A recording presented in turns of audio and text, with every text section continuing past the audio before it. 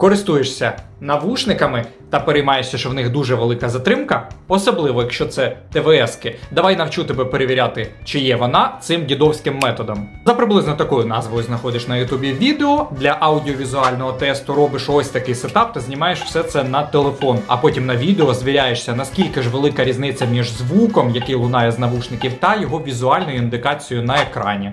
Проте зверни увагу, в різних сценаріях використання, наприклад, в іграх та відео, затримка може бути різною, це пов'язано з різною обробкою сигналу.